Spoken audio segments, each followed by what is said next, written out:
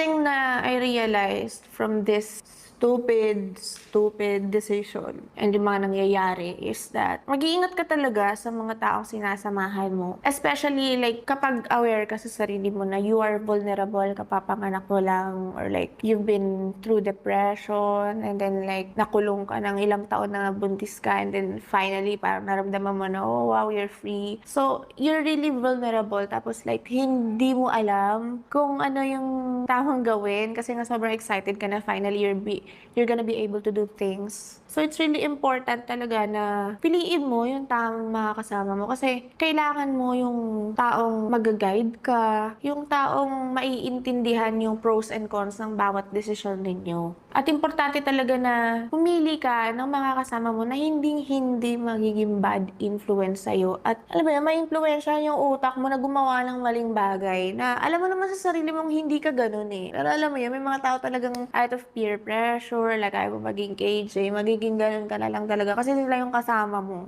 Like, wag kang sasama sa mga taong BI sa'yo kasi ikakasira ng buhay mo. Ako ba yan, papi? Hindi ka na nga nag-thank you na sinamahan kita, tapos napasama pa ako. Humanda ka sa akin, sasabihin ko lahat. Hindi kita pagtatakpan kasi hindi ka totoong kaibigan.